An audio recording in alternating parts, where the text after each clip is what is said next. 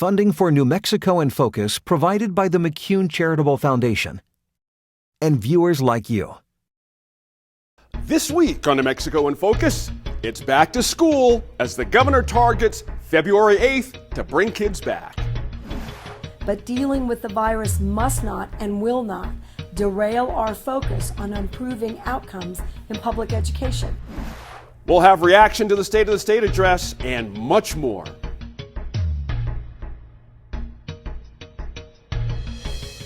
New Mexico in Focus starts now. Thanks for joining us this week. I'm your host, Gene Grant. We'll have extended analysis of the governor's State of the State address with our special line opinion panel of former lawmakers. We'll also talk about the state's troubled vaccine rollout and whether it's a supply chain issue or if local logistics need rethinking. We'll also discuss an Associated Press investigation showing legislators who accepted coronavirus aid for small businesses. And we'll talk to the author of a New Mexico in-depth report on lobbyists who have found themselves frozen out of the Capitol. Here's the line. A little later and a lot shorter, Governor Michelle Lujan Grisham gave lawmakers a week to sort out their hybrid session and get to work before delivering her State of the State address. Without guests and without pomp and circumstance, the speech clocked in at a hair over 26 minutes. Now, here to share some thoughts, our line opinion panel made up of former lawmakers. Joining us through the magic of Zoom is former state senator and line regular Dee Dee Feldman. Eric Griego is also a former state senator. He is also head of the New Mexico Working Families Party. Justine Fox Young is also with us. She's a former state rep and a local attorney. And finally, we've got former House Minority Whip and line regular Daniel Foley. Welcome all.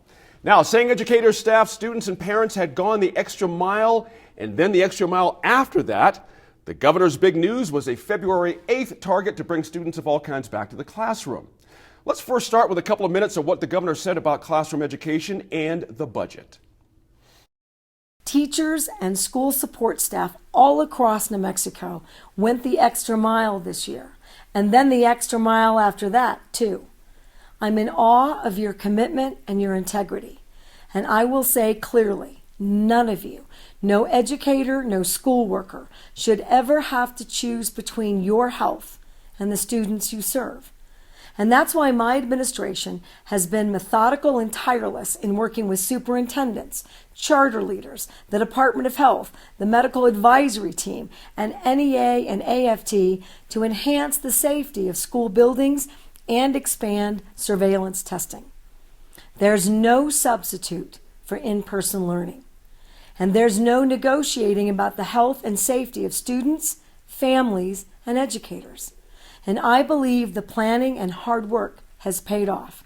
And our state has developed a solid, epidemiologically sound plan for a safe expansion of in-person learning for all age groups, supported by union leadership. We will get this right, and we will move forward. And every school district in the state will be able to welcome all ages of students safely back to the classroom on February 8th. And that's not all. Yes, COVID has disrupted classrooms in New Mexico and indeed across our whole country. But dealing with the virus must not and will not derail our focus on improving outcomes in public education, on necessary long-term investments in family well-being and the health of school communities across the state. We will enact an equity-first budget for public education, ensuring money reaches students and schools in proportion to the socioeconomic needs of families in the community, laying the path to a public education system that truly delivers for students now and 100 years from now, no matter their zip code, their family circumstances, or the color of their skin. You know, from a learning standpoint, I can't imagine anyone thinks this is a bad idea, but Eric Griego, I got to ask you, what about logistics? I mean, schools don't have to open. They're leaving it up to districts themselves. But, you know, the student population should be limited and small in some ways. Your first blush, is this going to work? Is it too early? I mean, is it thought out enough? What's your sense of it? Well, I noticed APS is already raising some pretty major concerns. And my son goes through one of the charters here, and so they're going to kind of make their own decision. They're trying to wind their way through it. Let's So I think it is quick, but anybody who has kids at home, and I say this as my wife being an educator, like, there are real health concerns and safety concerns, but at the same time, if you have kids at home, I mean, everybody's eager to get them back in the classroom, and I know he's ready, and we have to do it safely, but I am hopeful that we can figure it out sooner rather than later. If they need a couple of weeks, I get it, but if it's a couple more months, I'm going to be really disappointed. Mm-hmm. Well, it's the parents' lament you're expressing there. Justine, we're reliant on weekly testing and vaccination. APS says it had trouble even getting, testing 10% of its staff, when you think about it. And there's a lot of teachers out there saying they are very reluctant to get back in the classroom unless there is a vaccination. And the governor says the two unions are on board, but individually, like I said, they're nervous about returning to the classroom. What should we be saying to teachers about this? Yeah, I mean, from what I've heard anecdotally, teachers, parents, students are pretty shocked at this February 8th date. Mm-hmm. Everything that the governor delivered in that message seems pretty abstract to me, except for this precise date. And then, you've got this statement that the unions are on board and that they've worked everything out epidemiologically. But this is 4 days after, canceling a mass vaccination clinic for Rio Rancho teachers. Mm. So I guess I'm a little perplexed. It seems to me like the governor's punting and getting on the right side politically of the issue, and certainly taking the tack that, I don't think anybody disagrees. Kids need to get back for mm-hmm. so many reasons. But where's the detailed plan, and how are vaccinations not a part of that plan? And so it's kind of easy to kick it to the locals and kick it to the teachers and say, well, the unions are on board. Now you guys figure it out. I don't think ultimately that's going to be a winning political position for her, because almost a year into this, they've been micromanaging every aspect of the response to the pandemic, and there needs to be a detailed plan. So I'm wondering why we're not hearing those details on exactly the vaccination schedule, mm-hmm. what the testing regimen will look like, and why we are all to understand that everybody will be kept safe. Mm-hmm. Senator Feldman, pick up on that if you would. It's a legit question. Vaccinations are out there, but they're not. These two things are clashing, it seems to me. Yes. I think this is a classic case of mixed messaging. Mm-hmm. And I think that it surprised me, frankly. I think it can only be explained by the immense pressure that the governor was getting to reopen the schools, and a recent report from the CDC that said that schools were not a major source of community spread. So that perhaps gave a green light. But, the majority of our counties are still in the red district, mm-hmm. and we do not have vaccinations for teachers. I think in spite of the union support, teachers have real questions about whether 25 to 50% of the workforce can be tested every week or every 2 weeks. Mm-hmm. That's a pretty high hurdle.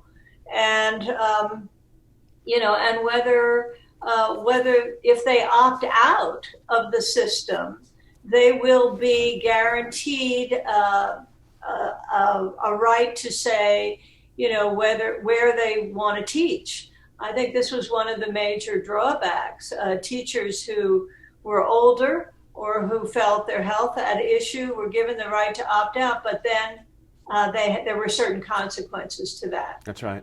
Interesting points you brought up there. Daniel, if you could start with Dee Dee's point about teachers choosing not to get vaccinated and the right to do that, but I have some other questions about budget for you specifically. But I want to give you a chance on the vaccination deal as well. Yeah, it's the $1 million, it's the age-old question, right? There's the anti-vaccination movement has grown in the last few years, become a lot more public, become a lot more, with the media access, with the celebrities that have gotten on board with, being against vaccinations. So, it's a huge question, right? There's people that have been talking about why do why do you keep my kid from getting an education if I'm opposed to these vaccinations? Now the tables have turned. Right now, you got teachers saying, "Hey, listen, I'm opposed to taking the vaccination. Why are you going to keep me from doing my job?" So it's and it's one that's going to have to be addressed one way or the other. And I'm not sure if it's going to be addressed by politicians or by courts. Interesting last sentence there. Hey, dude, I got something for you, though, about equity-based budgeting. We've talked about this at the table. You've been a part of this. It's clearly a nod to Yazzie Martinez. There's no doubt about that. But this is something you've long predicted, my friend, that the state would start to feel the price tag of compliance and then try to ease out of that burden at some point. I remember you being very strong on that way back. What's your sense of it now that we're getting a clearer picture of this? Yeah, I think it's just going to get worse. I mean, I think, once I had said from the very beginning that it wasn't a partisan issue, in my opinion, that I think for the governor and the legislature to back out of suing, being involved in telling that judge you don't have the right to dictate how we're going to create budgets is a slippery slope. And look, there's no doubt that there's questions about the budgeting process. No one's denying that. We have these conversations. It always gets turned around that, if you say this, well, then you're automatically against that. I'm not saying that there's not a discrepancy. I'm saying that there is a separation of powers. And when you allow a judge to decide they're going to take over the budget process, I mean, where does it end, right? I mean, we have police safety issues. We have a problem with the police departments. We have a problem with National Guard. We got a problem with roads in New Mexico. I mean, what's next? What judge is going to come in and say, we're going to decide that we're going to fix this bridge in this county over that bridge in that county, or we're going to take over the prioritization of training the police departments or what we pay police officers? It just seems to be a slippery slope. And we talked about this from the beginning. And I see that lawsuit taking more and more of the position of the power from the legislative branch of creating a budget, funding a budget, and putting it in the hand of a single judge in court. Interesting point there. Let's check out the governor on another situation. Economically, the governor was insistent that New Mexico has made progress towards diversifying its economy despite the pandemic. 2020 was not a lost year in our essential efforts to protect our natural environment and diversify our energy economy. In 2 years, we've doubled our new renewable resources over the 2 years before that. New Mexico will be home to the largest single wind complex in the nation, and I expect we will soon rank in the top 5 in the country for per capita wind energy production. We're driving down energy costs for you and reducing emissions. Property values are rising, and for the second straight year, more people are moving to New Mexico than moving out. Justine, I got a question. Is the governor painting too rosy a picture there, or are we really headed in the right direction, as she says? Well, it's a State of the State speech, right? So she doesn't want to talk about the bottom falling out of the budget, moratorium on oil and gas. You got to put a positive spin on it. And she's found one, I guess, but I don't think it's an accurate picture of the economy here. I mean, we've all been reading the reports that 10 times the number of kids are in shelters as of this time last year.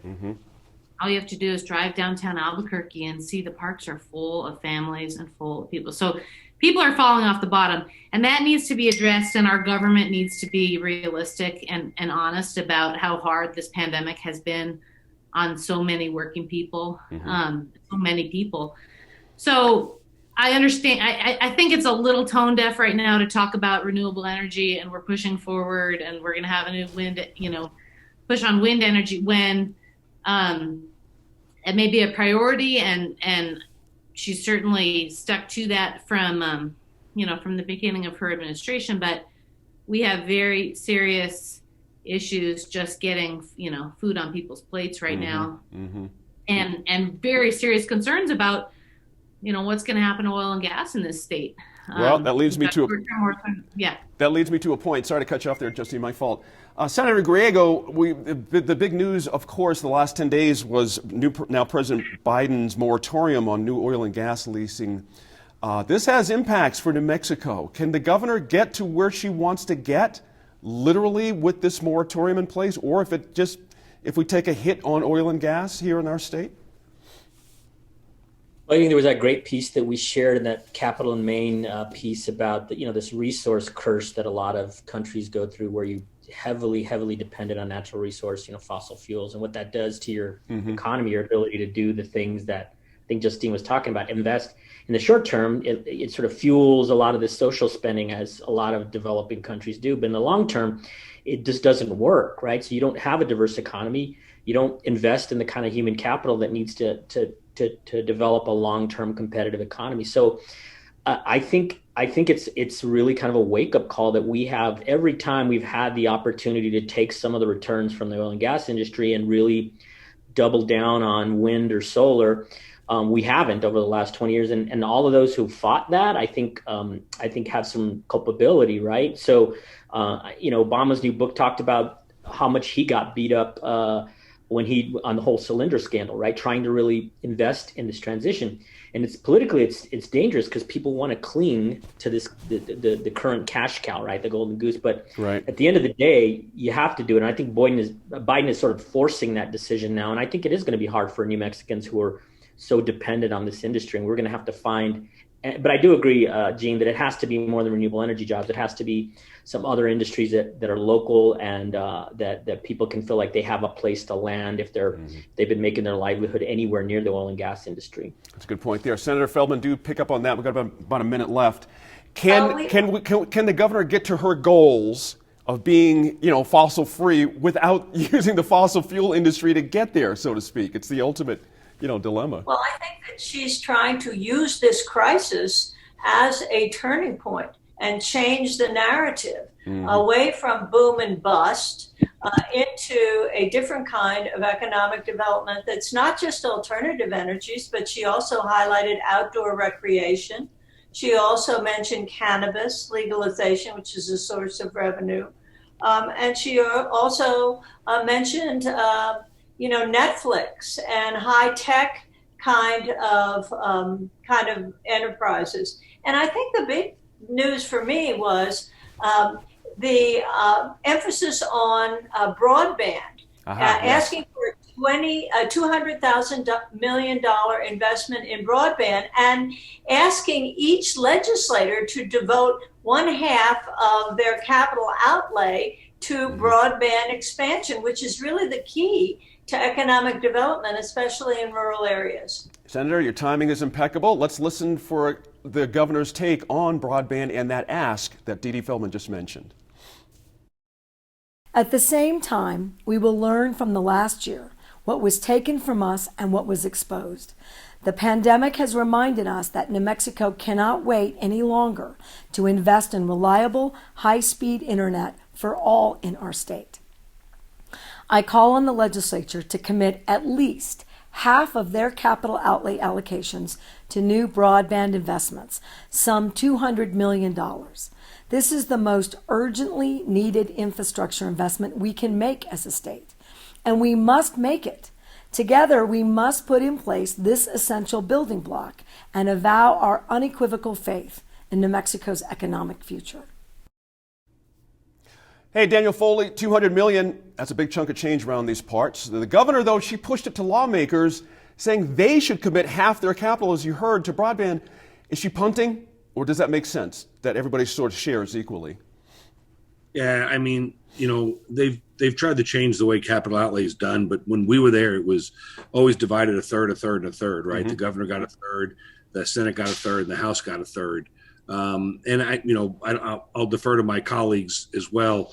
I know that, it doesn't matter what party the governor was from. When they came sniffing around legislators' capital outlay, it was one way to unify the legislature to tell the governor it's time to move on and do something else. Yeah, I mean, I think, do we have a broadband issue? It's not just rural New Mexico, right? I mean, we got problems even right here in Albuquerque and Rio Rancho. But, I think this is a good example of kind of the consistent theme that we've had a problem with in New Mexico, whether it's talking about, renewable energy. Look, there's no doubt that we have a beautiful state. Now with telecommuting, more people are looking at moving to places like this. It's clear we have a ton of wind. We get sun, but The problem isn't, do we have these resources? The problem is we don't have the infrastructure to do anything with these resources, right?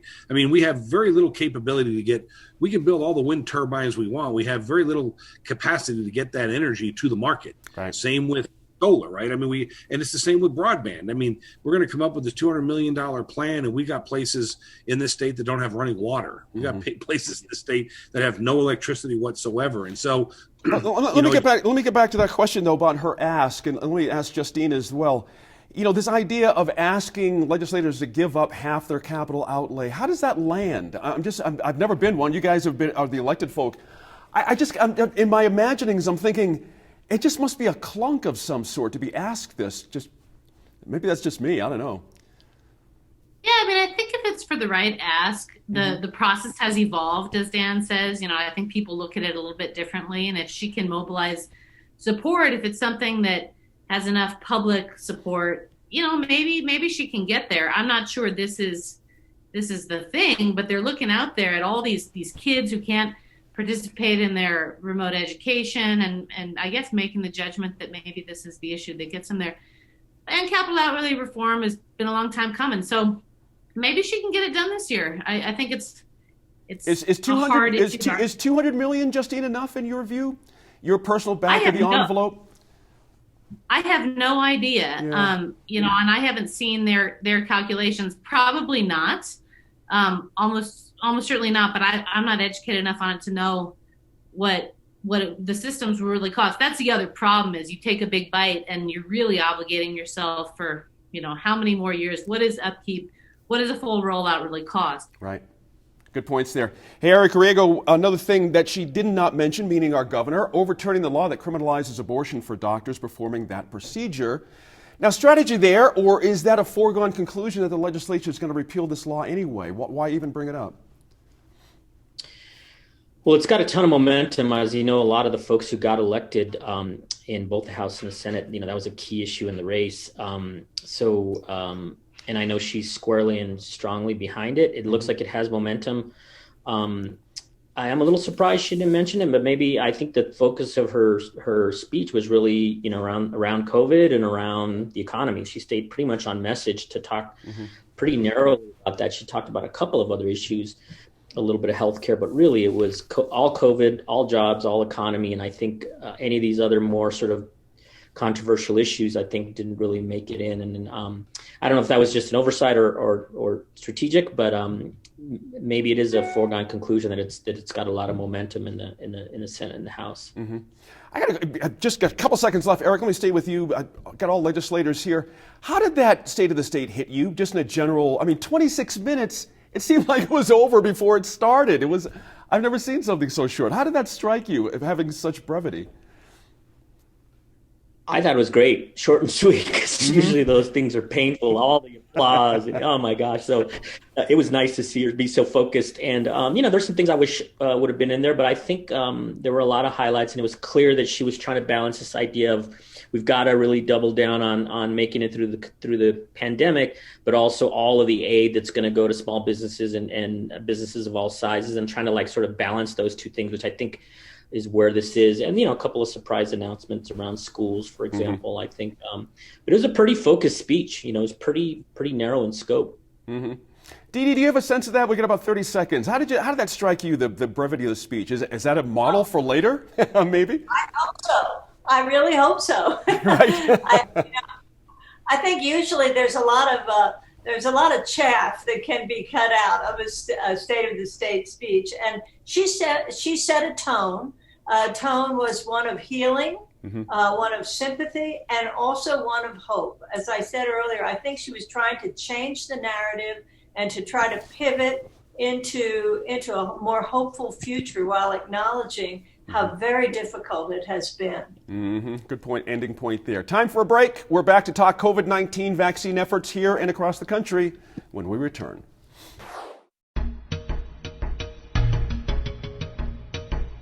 There's sort of a difference between just being able to observe what's going on versus being able to provide input. And certainly lobbyists, the ones that have been working there for a long time and have those relationships in place already, are going to have an easier time pursuing their agendas than regular old citizens.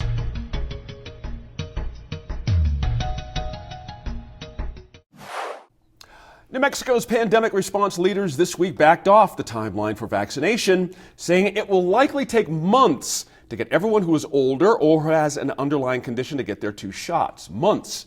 Even as President Biden promised more vaccine for the country, local rollout has hit stumbling block after stumbling block. The governor has been a cheerleader for distancing and masking and hand washing, as you know. Let's take another look back at the state of the state and see what she had to say. The leadership our state has shown in fighting COVID-19 is the exact same leadership that will get us back on track. New Mexico was the first state in the country to establish a drive-through testing site. We have remained steadily in the top 10 nationally for COVID testing per capita. We mobilized a tribal response and assistance plan that was a model for other states. We're using cutting-edge science to test wastewater samples to prevent outbreaks at correctional and juvenile justice facilities. We will continue to rapidly, safely, and equitably distribute vaccines to every corner of our state.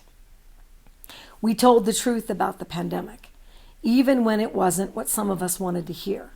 We protected our hospitals and healthcare resources. We got more than 26 million meals to school kids all across New Mexico. Doctors, nurses, caregivers, first responders, daycare workers, grocery store workers, correctional officers, and so many more have all shown up for their state with courage, dedication, and grace. We stepped up, all of us, as New Mexicans who love our state and look out for our neighbors. Hey guys, on one hand, numbers are back down and the feared holiday spike wasn't huge, thank goodness. On the other hand, we have line jumping to get vaccines, a significant number of people who still feel masks are either unhelpful or are infringing on their personal freedom. Justine, are we really doing the neighborly thing here? Is the governor doing the neighborly thing? Yeah, and through extension, people, all of us. Mm-hmm. Well, I think people are really doing their best for the most part. And with one major caveat, I would say that I think the administration has handled a very difficult, complex problem with lots of logistical nuances very well. The treatment of incarcerated populations and the disregard for people who are in custody, and not more than disregard, actually housing sex offenders together in basically a leper colony of COVID.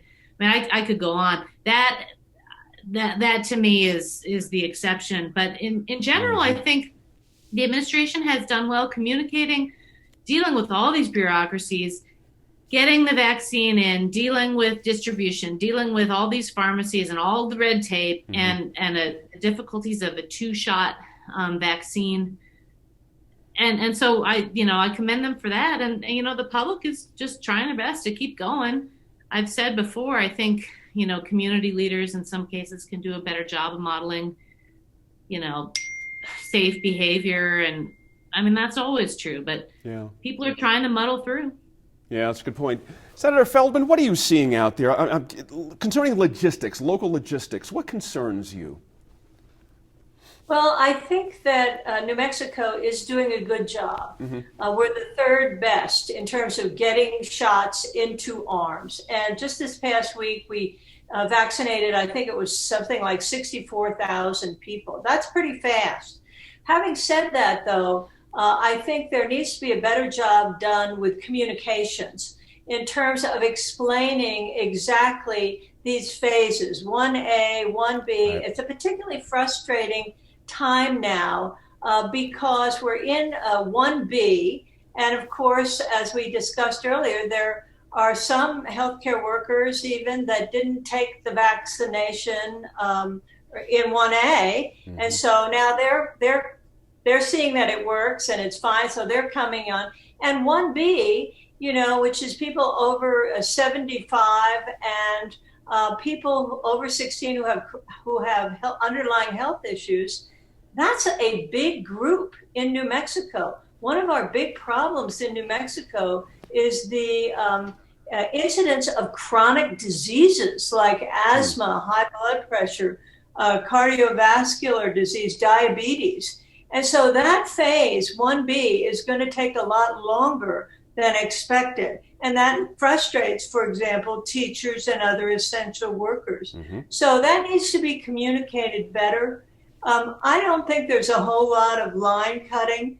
I think people are being respectful, and the state is being as nimble as it can be, given the fact that these vaccines have to be refrigerated, there are 2 doses, there are all kinds of logistical hurdles. You know, we're talking about 700 to 800,000 people in that category you just sort of rattled off there, just to let folks know this is a huge challenge. Daniel, interesting point here. The Biden team says they found a mess in terms of vaccine delivery. You know, no surprise there. When you look at the federal government in their partnership on this, what's your sense of how they're doing?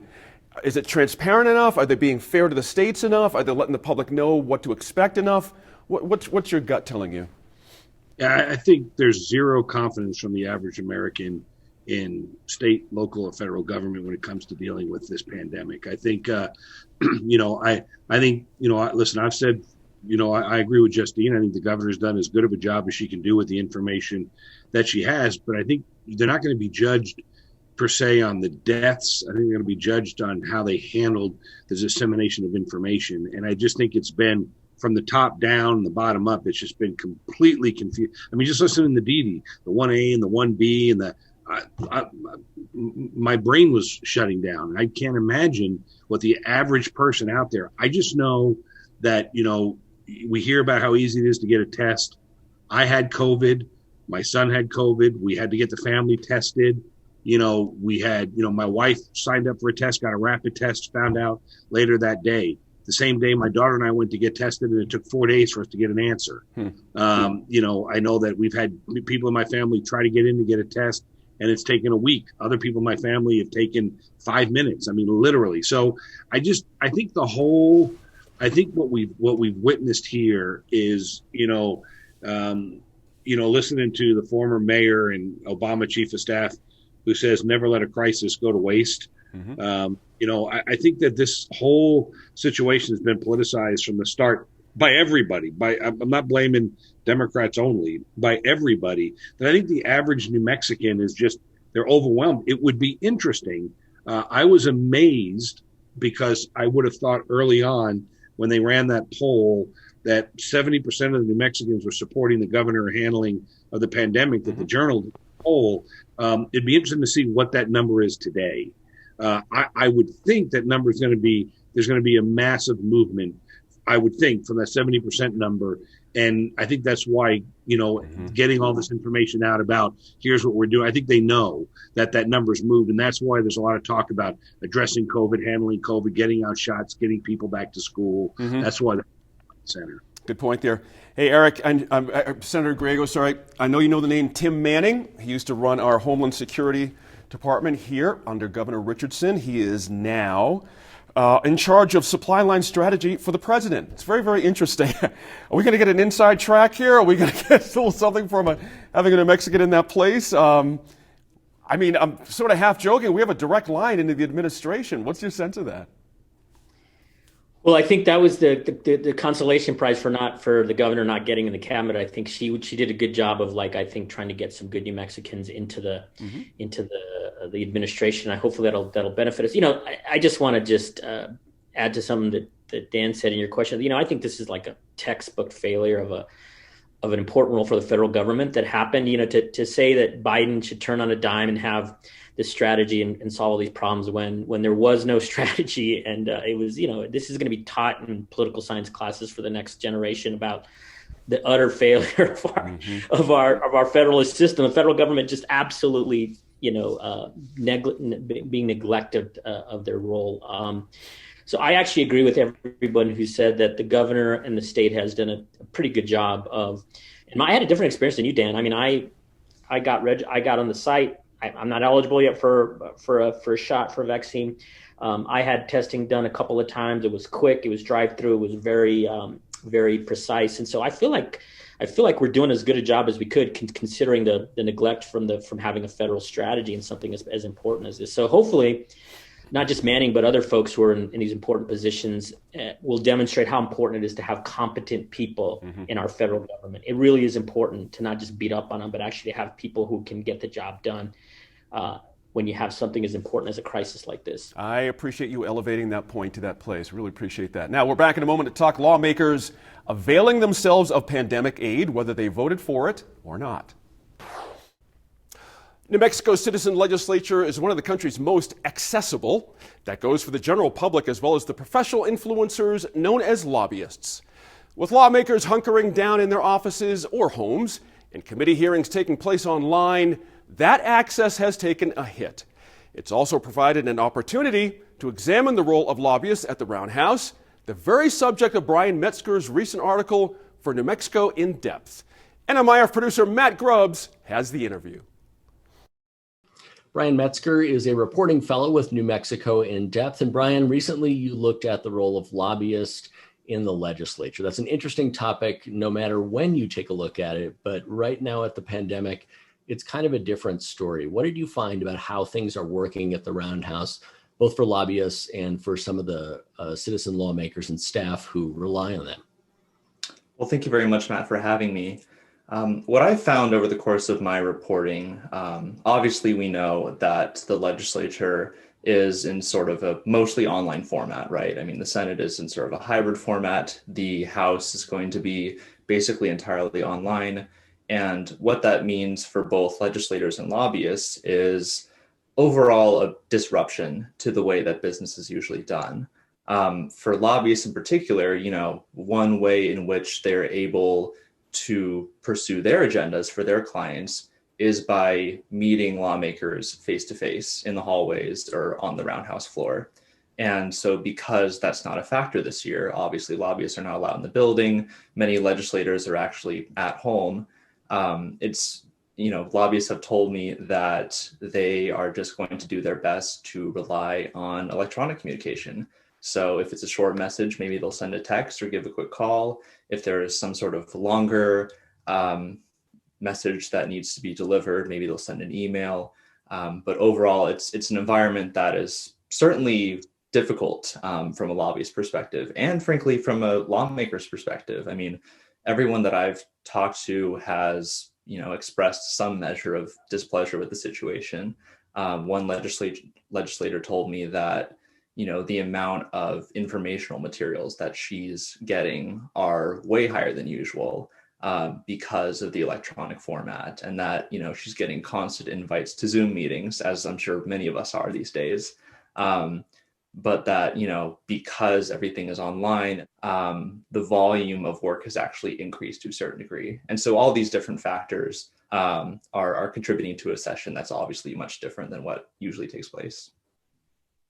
Certainly, I'm sure people are much less likely to edit what they send, which means that you're getting more things, and in the things that you're getting, there's more content. Let's dig in a little bit more to how lawmakers rely on lobbyists. As a lot of people know, we have a citizen legislature. They don't get paid, but perhaps more important than that, they don't have professional staff around the year. What did you find about how lobbyists step in there? And then maybe we can get into a little bit about whether or not that's sort of a healthy dynamic, the advantages and disadvantages. Certainly. Yes. So because New Mexico has a citizen legislature, it's really, we have the distinction of being the one state in the union that does not compensate legislators, does not pay them a salary. Legislators do receive a per diem of, I think somewhere on the order of $160, $180 a day. But really that's not enough to make a living. And so because of that, and because of the fact that there's no professional staff, legislators often have to turn to lobbyists, many of which are well paid and have the resources at their disposal to present information to legislators in a way such that, legislators, like I mentioned earlier, are sort of under a deluge of different information, right?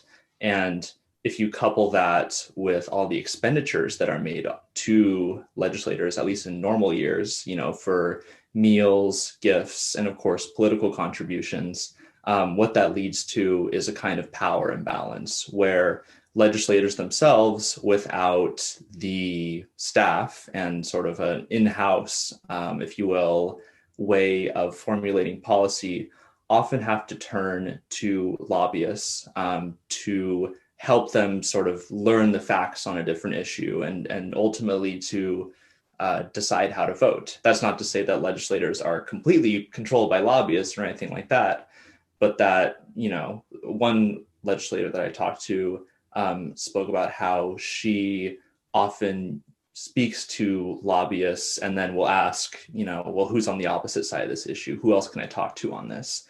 And, that's all well and good about, talking to lobbyists on the other side of an issue. But if you zoom out a little bit, you still have this issue where lobbyists are often kind of setting the agenda by being the key source of information. That creates, a dynamic where they're sort of framing the issue as well as bringing it up. You're talking to us from Washington, D.C., where things work a lot differently in that dynamic. I know this wasn't part of the article, but D.C. and Congress, there's full-time staff, there's committee staff, there are certainly lobbyists, but it's a different system, it sounds like.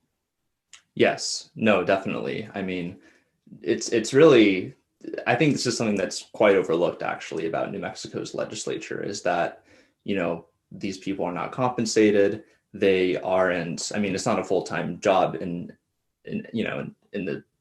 it's not a full-time job anyway. And so what that leads to is just legislators not having nearly as much time to think about the issues and not having the same support that legislators certainly in Washington have. So without this in-person back and forth, are we at risk of passing laws that are full of loopholes or are directly related to a special interest because someone else who maybe isn't a professional lobbyist, and you sort of talked about the tiers of lobbyists, but there's something like 500 lobbyists and the minority of them are really kind of the pros. How does this all work together in terms of what we see coming out the other end?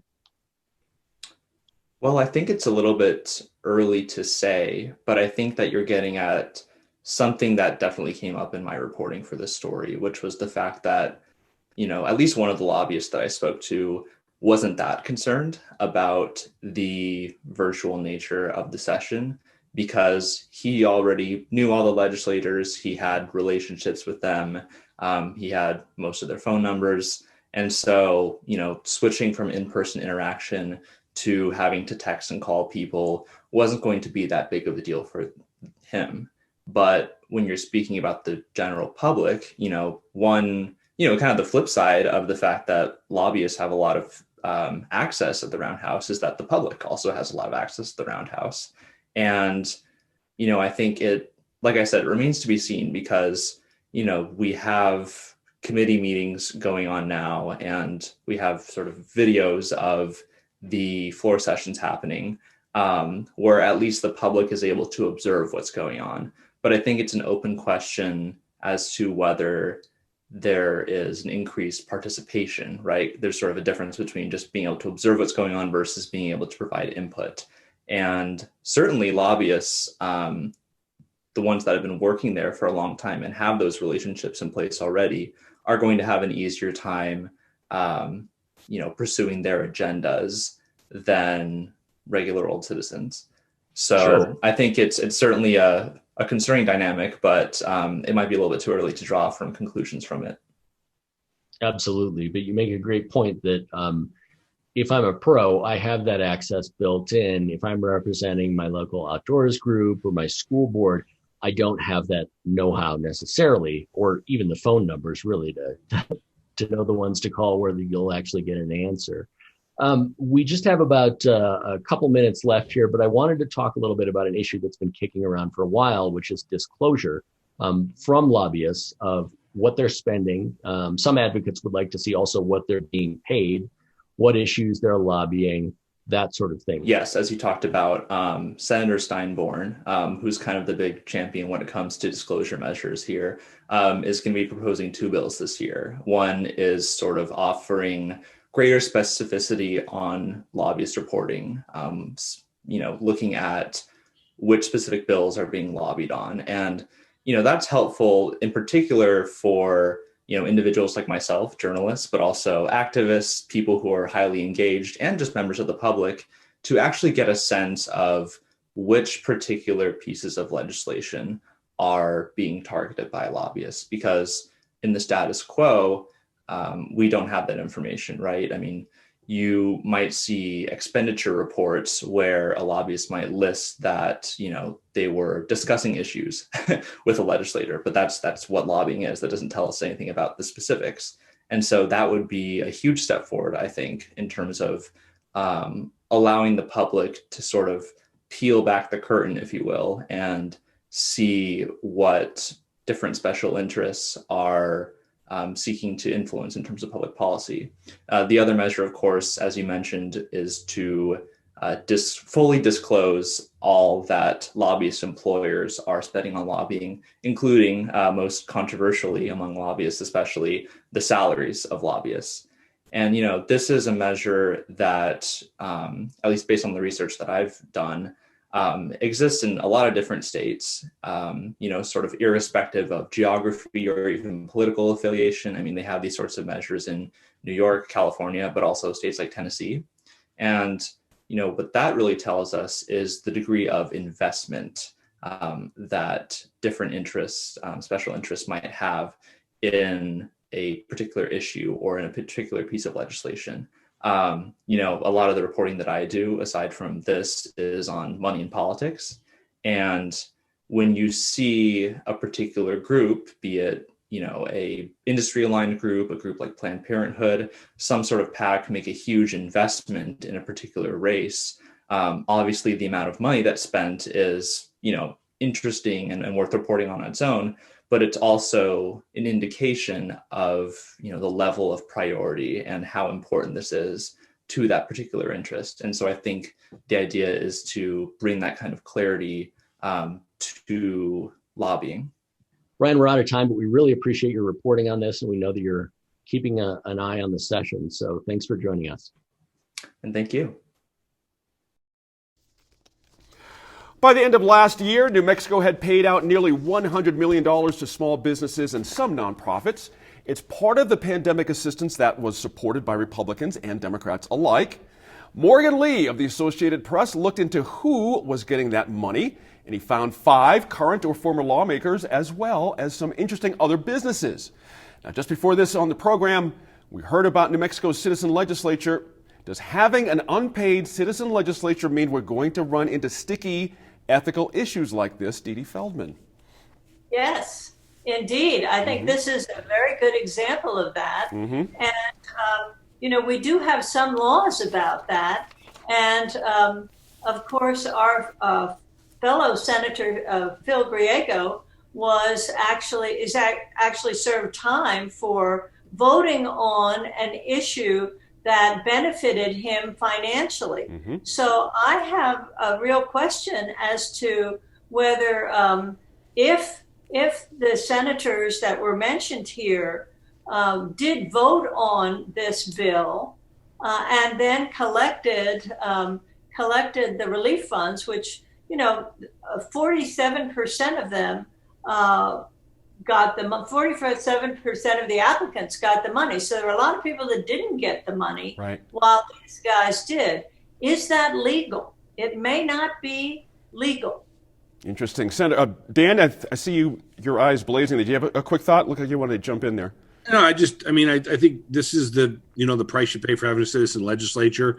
I think, if their business applied correctly, I think this is typical much to do about nothing. I mean, if somebody pulled some strings and got something more than someone else should have gotten, or if it was done by an inside deal, that's a problem. But I think if you fill out the paperwork, I think you shouldn't get any special treatment being a legislator. But I also don't think it should count against you because you're a legislator and you own a business and you're trying to keep people employed. Senator Griego, the current senators who got grants, attorney Joe Cervantes and construction company owner George Munoz, who recused themselves from the vote, as Senator Feldman just mentioned, and William Scherer, who voted against the measure. He then used it to get $15,000 for his debt collection business. Are these problematic, or as Dan says, much ado about nothing? I think recusal is important, right? I do think it's, the hypocrisy and some of the folks who really grandstanded on this, right, on this issue and whatever their ideology is, fiscally conservative. But I think for the senators who worked against it, who've been super critical of the governor and of the idea that we should be helping folks through this and then collecting it themselves. I think that's just, without mentioning names, but that I think that's a tough, ironic, hypocritical place to be. The others, I think, Cervantes and Munoz are both pretty successful businessmen. So I think whether or not they could have absorbed this is for someone else to say. But I definitely think that that at least they recused themselves, and at least they weren't against the idea, right, to help a lot of folks out, as others have said. It, people who need this to keep to not just keep the doors open, especially smaller businesses, right? That's a good point there. Justine, the AP found 6 businesses that got grants as they were suing the state for lost business. Here's my question. I hear Dan's point loud and clear. Just because doesn't mean you should be shut out. But I think there's a problem with breeding cynicism out there when you hear these kind of stories. Would you agree with that, or is that? I would.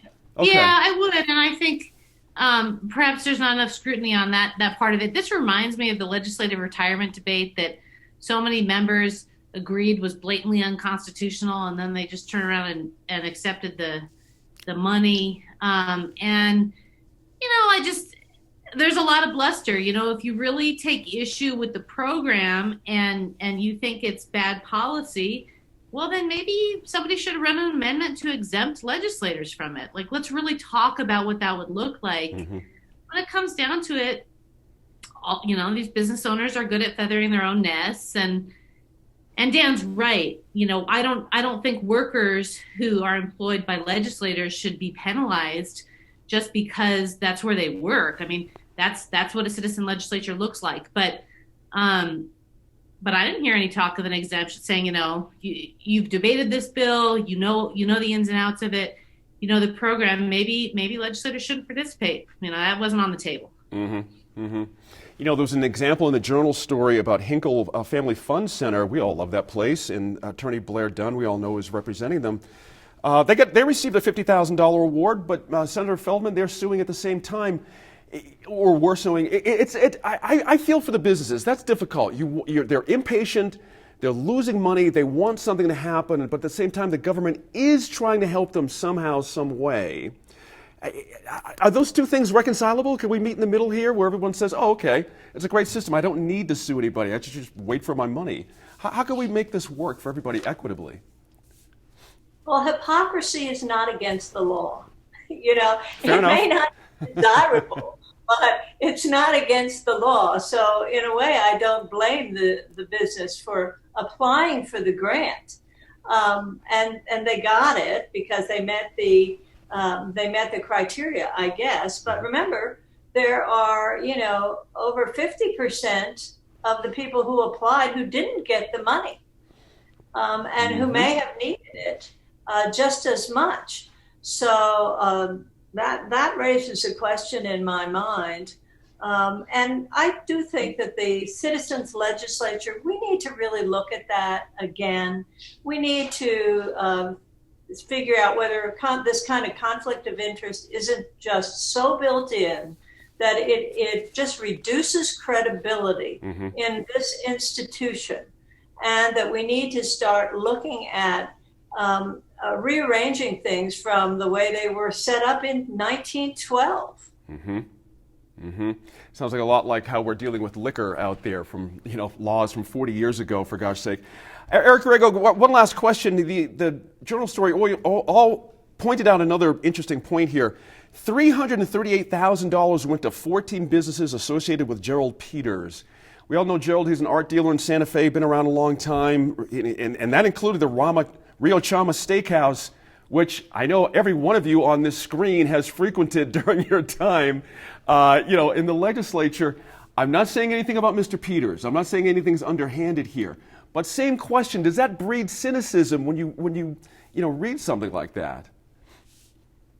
Well, we've asked voters in the state, what they think about like the politics around some of these issues, right? And one of the things that always pulls off the mat is this idea that there's this kind of well-connected insider group, politically connected group who tend to get all the spoils of government. And that really resonates across partisan lines, across regional lines in New Mexico. Like the average New Mexican just wants to feel like they're being treated fairly, and they just really despise this idea that there's a kind of an group of politically connected folks who get the spoils, not just here, but on, in terms of contracts and all the other things. Mm-hmm. I do think it really sort of highlights the fact that it just doesn't look good, whether Gerald Peters had anything to do with it. And it just doesn't look good. Mm-hmm.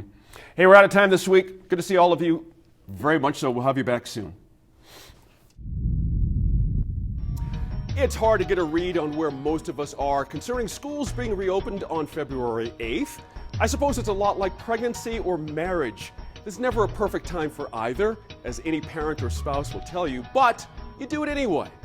Now, as you heard earlier from our panelists, there's much to consider, but for me, the mental health of our kids must carry some weight in this matter. It's been a tough year on everyone, but for some of our kids, the stress of it all is too big a load to carry for long. So let's keep this in mind. During the first few days and weeks after February 8th, unseen by the public, TV cameras, or anything else, there will be extraordinarily deft displays of compassion, understanding, and yes, grief counseling of a sort. It's been a hard year for kids, filled with uncertainty, and our children will be walking in the door carrying all of it. Thank goodness for teachers. Sometimes it's more than ABCs. Thanks again for joining us and for staying informed and engaged. We'll see you again next week in Focus.